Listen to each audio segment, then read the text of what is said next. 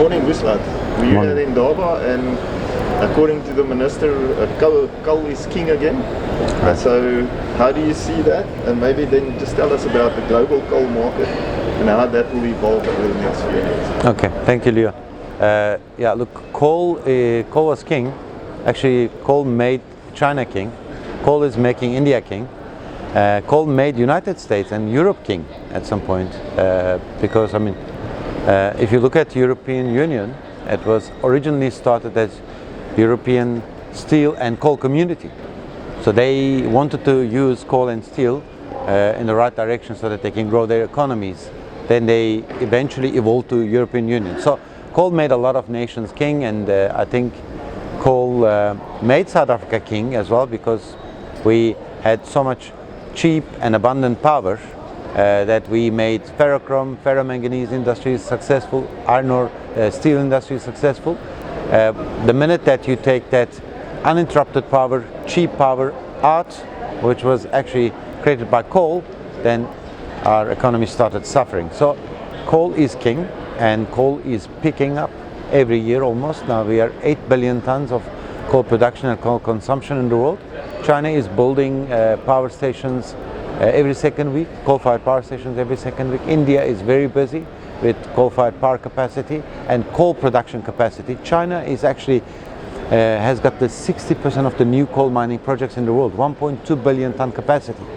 So they want to create more coal-fired power stations because, again, like they became a manufacturing giant in many industries, including building solar panels, windmills, furniture, textiles, whatever you name it, because of cheap power that they made out of coal. And obviously it's not only cheap, but it's also base load, so 24 hours uninterrupted power made them a really big economy in the world. While Europe and United States were trying to ditch coal, they were actually building coal-fired power stations. And if you look at what happened in Europe now, with all these regulations and rules and the targets of decarbonization, they ended up like creating a big cost to their economies, and their economies are not really growing, especially Western Europe.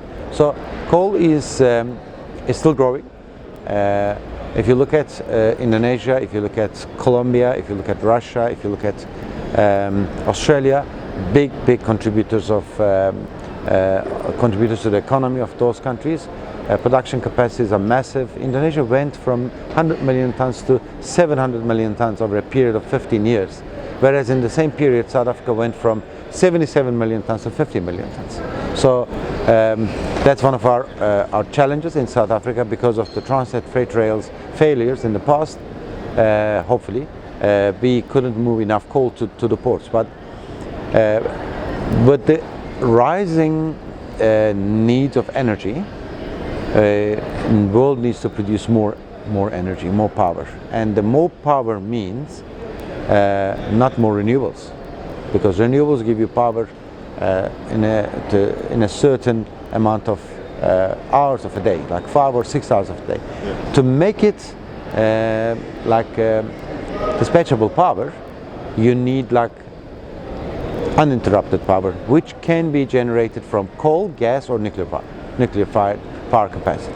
So because of that, coal still plays a very critical role in the world economy in different countries, but especially for South Africa, it's very critical. And prices change from time to time because of different reasons, because of the demand for certain products, maybe less consumption is there for coal or for power, but or also geopolitical issues, tensions. It may depress the price, or it may cause an increase, like Russia-Ukraine war caused a massive increase in the coal prices. But in reality, the coal is being carried on mined and consumed, used mainly for power generation, and it will stay there for a foreseeable future. Yeah. Okay, Vuslat, Menar has got a lot of interest in the coal industry, but you also recently made a big investment in the metal alloys. Right. maybe you can just tell us how that will complement Menar's expansion strategy. We always wanted to diversify, and we opened a manganese mine about 3 years ago in Hotazel, Northern Cape. So it's part of our diversification strategy. We identified that Metalloys, it's now we call it Khwelamet, is available. It was run by Samancor, South 32 Anglo JV. They decided to put it in care and maintenance in 2020 because of not having enough power, and also because of having expensive power. So, and also market was not good because it was COVID time. They decided to put it in care and maintenance. The largest ferro-manganese capacity in the world, because they can do 500,000 ton a year, high carbon ferro-manganese. So we are planning to revive it. There are a lot of options that we have. We would like to bring 2 of the furnaces back into production as quick as possible once we agree with Eskom, and also we need to kind of get some clarity about how we're going to take the ore from Northern Cape to Meyerton, and how we're going to take the product from the plant to the port. We are busy working with Eskom and Transnet to clarify these points, but it's an exciting project for us. It's the when Assmang actually closes Cato Ridge operation, there will be no ferro-manganese beneficiation capacity in the country. So if we can bring it back, it's going to be a great example for the industry. So we got one company that does battery grade metal in the country. That's another manganese beneficiation. But if we can bring the ferro-manganese furnaces back, that's going to be a massive investment, and South Africa will, it will be one of the projects in South Africa that will set an example for reindustrialization. So it's very exciting. We are happy to be involved in it, and we know that there will be challenges, but I think with the help of government, manganese mining industry, Transnet, Eskom, will make it work. Okay, and then several new coal and anthracite projects in the pipeline. Can you talk about that? Yeah, so we have a very healthy pipeline of projects, and licensing these projects take time. Every project has its own like challenges in terms of getting mining right, environmental approval, water use license. And once we have a project that's licensed, then we look at how the market is when we try to develop it. Obviously it's critical for the economy of the country. Like we got Riversdale anthracite, we would like to start. That's in Vryheid, underground, good quality anthracite project. We would like to start Fuleni, which is also in KZN, open castable, large size deposit. We recently bought Spring Lake Colliery from Business Rescue. It's an exciting project for us, underground anthracite mine. So we have a very healthy pipeline of projects in terms of thermal coal and anthracite. Once they are ready, then we bring them into production. That's how we operate. Yeah. Okay, last one, Vuslat. Just there's been a lot of talk about the South African economy and the South African mining industry, and how to attract investments. What is your opinion about it? What steps should South Africa take to encourage more investment? Obviously we are talking in African Mining Indaba now, which is a great event because it attracts a lot of people, and we are in this beautiful city of Cape Town. I think it's the jewel of South Africa. So people are coming here to look at like what mining deals they can do in South Africa and African continent from different parts of the world. So this shows that like we are in the center of all the discussions in Africa when it comes to mining.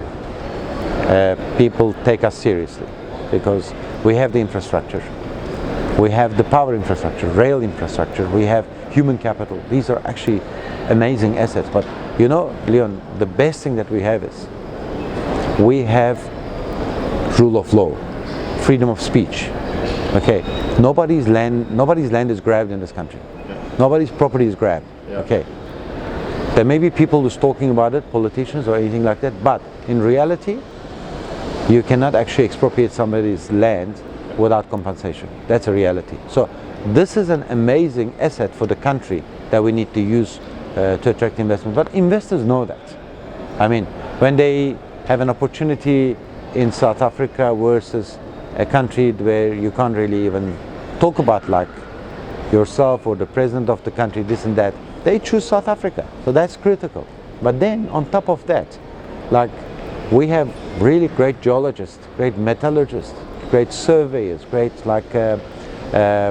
mining engineers in the country. So you don't need to go and employ expats in these things. We have South Africans who are prepared to work and who are part of the industry. So these are actually great assets. So we need to deal with the small obstacles, like we need to deal with uncertainties. And one of the things that actually we need to do is, we talk about these issues, now we need to act. We can't carry on talking, because if you don't act, nobody's going to help you. So instead of like carrying on consulting this, consulting that, we say, okay, what do we need to do? Like it's happening, by the way. For instance, in Transnet, this third-party access thing is happening. It's a reform, and history will judge us, and they will talk about the current administration of Transnet as, they will talk very good things about them, because they are trying to make the right thing for the country. They have to focus on what they're good at. They're good at moving coal, iron ore, manganese. That's the bulk of the commodities that they need to move. But they don't need to move things that they can't make money. They must rather give it the opportunity to the third parties to move cars, to move other commodities that is going to be that's going to be too small for Transnet to make it work efficiently and to make money out of it. Because if they don't make this call, nobody will be able to help them. If you look at Eskom, they made that call, current administration, and they are quite successful because they know what they're doing. They know that they have to maintain the boilers. They know that they have to keep the people's morale high. They know that they have to burn coal. They know that they have to do right things in terms of renewable energy capacity, but they don't have to focus on renewable energy, and they're making the grid for the renewable energy with limited amount of capital that they have. They need to focus on fixing the current capacity, and then making the right decisions. How are they going to make power when this coal fleet is retired? Some of the coal fleet is retired by 2030. So I think making decisions and dealing with the uncertainties is the critical thing that we need to do in South Africa to attract investment in mining industry. Great, thanks Vuslat. Okay.